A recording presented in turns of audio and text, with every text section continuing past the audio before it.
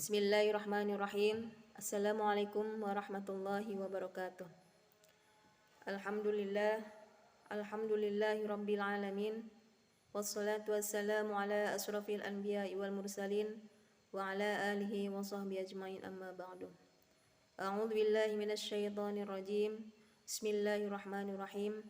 Ya ayyuhalladzina amanu kutiba alaikumusiyam kama kutiba alal ladzina min qablikum la'allakum tattaqun. Shadaqallahu adzim. Dan teteh, ayah bunda, mudah-mudahan semuanya dalam keadaan sehat dan selalu ada dalam lindungan Allah Subhanahu wa taala. Amin ya rabbal alamin. Tiada yang patut kita ucapkan pada saat ini selain rasa syukur kita kepada Allah, karena Allah masih memberikan kesempatan kepada kita untuk bertemu kembali dengan bulan suci, yaitu bulan Ramadan, bulan penuh berkah dan bulan di mana Allah membuka pintu ampunan selebar-lebarnya. Salawat dan salam mudah-mudahan tetap terlimpah curahkan kepada junjungan kita, yaitu Habibana wa Nabiyyana Muhammad sallallahu alaihi wasallam. Di sini saya akan sedikit menyampaikan tentang bagaimana puasa Ramadan ala Rasulullah. Yang pertama adalah menyegerakan berbuka. Rasulullah menganjurkan kita untuk menyegerakan berbuka puasa sebagaimana dalam sebuah hadis riwayat Bukhari dan Muslim, yang artinya manusia akan senantiasa ada dalam kebaikan selama mereka menyegerakan berbuka. Jadi Rasulullah menganjurkan kita untuk menyegerakan atau membatalkan puasa ketika berkumandang adzan maghrib. Jangan sampai menunda-nunda gitu ya, hanya karena contohnya lagi menggoreng atau lagi memasak, tetapi segeralah membatalkan puasa walaupun hanya dengan seteguk air ya. Kemudian yang kedua, mengakhirkan sahur.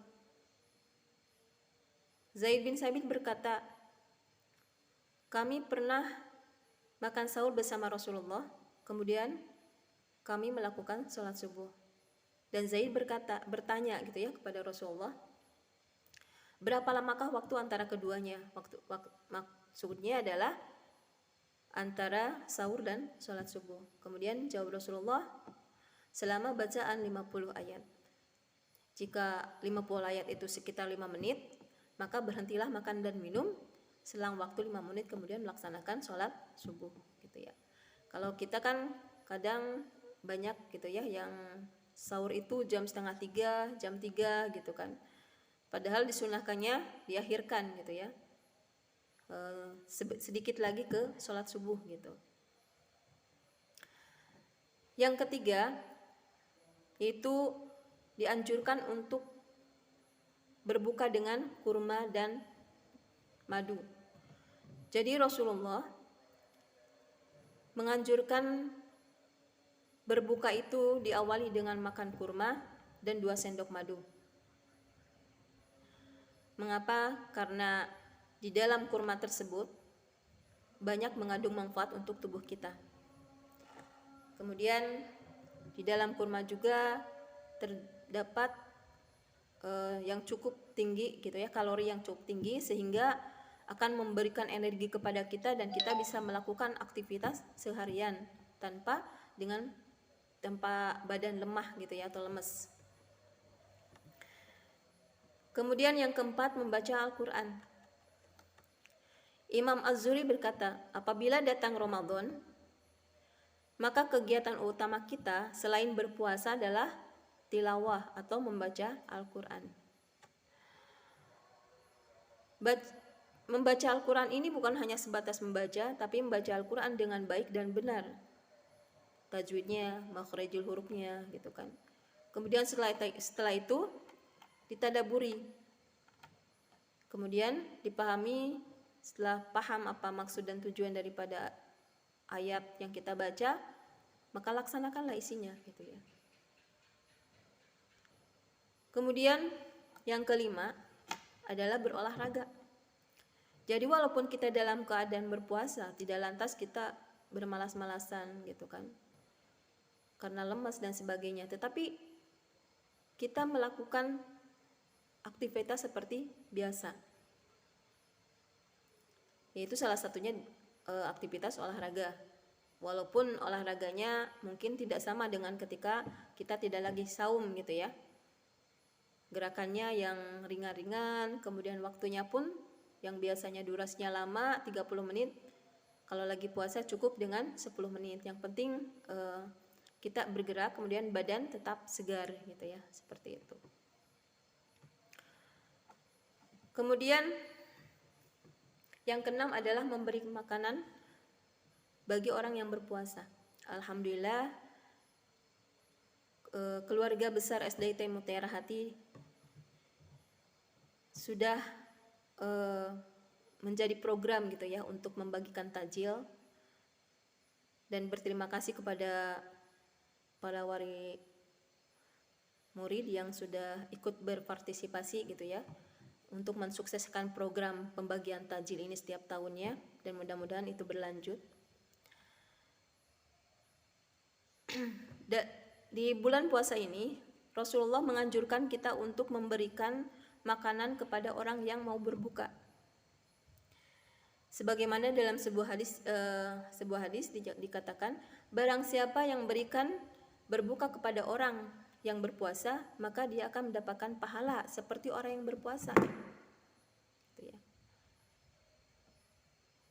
Jadi ketika kita memberikan makanan kepada orang yang mau berbuka, kita pun mendapatkan pahala seperti orang yang berpuasa gitu, tanpa mengurangi puasa orang tersebut. Subhanallah ya. Mudah-mudahan subhanallah gitu ya, di bulan puasa ini pahalanya Allah lipat gandakan gitu ya. Satu kebaikan Allah balas dengan 10 kebaikan gitu kan. Kemudian yang ke-7, Rasulullah menganjurkan kita ketika di bulan Ramadan itu adalah berdakwah. Apa sih arti dakwah itu? Kalau kita kan kesannya dakwah itu berada di mimbar, kemudian di banyak orang gitu kan, di masjid atau di di musola dan sebagainya. Dakwah ini artinya adalah mengajak orang, mengajak untuk berbuat baik. Gitu ya. Itu artinya dakwah. Jadi di bulan puasa ini kita dianjurkan untuk banyak berdakwah, untuk banyak mengajak orang kepada kebaikan dan mencegah orang kepada keburukan gitu ya. Yang minimal kita mengajak kepada saudara yang terdekat, kepada anak dulu, untuk contohnya untuk sholat, mengajak untuk mengajarkan untuk berpuasa yang mungkin yang usianya masih 5 tahun gitu kan. Kemudian mengajak anak untuk sholat tarawih, mengajak anak untuk berjilbab kalau yang akhwat, itu adalah dakwah gitu kepada keluarga terdekat. Kemudian kalau sudah keluarga terdekat, baru kepada orang lain. Itulah salah satu contoh dakwah gitu ya. Jadi dakwah itu bukan hanya kewajiban ulama, bukan hanya kewajiban kiai saja gitu ya, tapi yang mengaku dirinya muslim, dia mempunyai kewajiban untuk berdakwah gitu, untuk menyampaikan kebaikan, untuk menyeru kepada orang kepada kebaikan gitu ya, dan mencegah orang untuk tidak berbuat kejahatan gitu.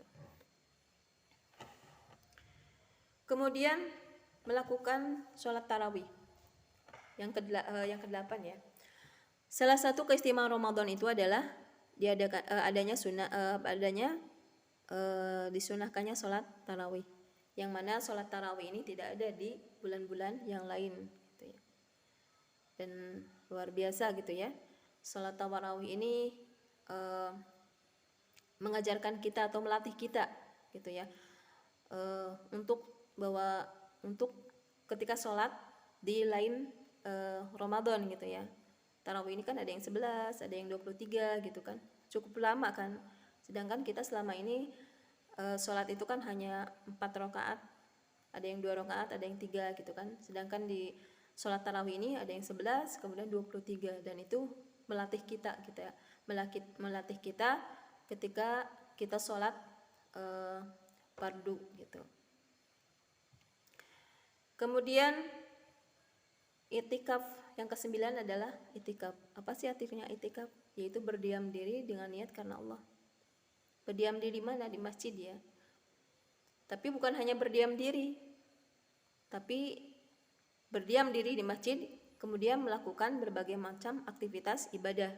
Bukan tiduran gitu ya, bukan tiduran gitu atau ngobrol dan sebagainya, tetapi di situ diisi dengan ibadah. Bisa dengan dzikir, bisa dengan tilawah, atau bisa berdiskusi tentang keislaman dan sebagainya. Yang penting dia berdiam diri di masjid, kemudian di sana diisi dengan aktivitas-aktivitas ibadah gitu ya. Kemudian bertaubat. Di sini di bulan Ramadan ini Allah membuka lebar pintu ampunan, maka itulah kesempatan kita untuk bertaubat. Pintu ampunan terbuka lebar selama bulan Ramadan bagi seluruh hambanya yang memang benar-benar melaksanakan taubat dengan sungguh-sungguh. Jadi jangan sia-siakan kesempatan ini kita untuk melakukan minta ampunan kepada Allah, bertaubat atas semua kesalahan yang sebelumnya gitu ya. Sehingga kita benar-benar menjadi, ketika bulan Ramadan berakhir, kita benar-benar menjadi orang yang suci kembali atau kembali ke fitrah gitu ya. Amin ya rabbal alamin. Mungkin itu saja yang bisa saya sampaikan.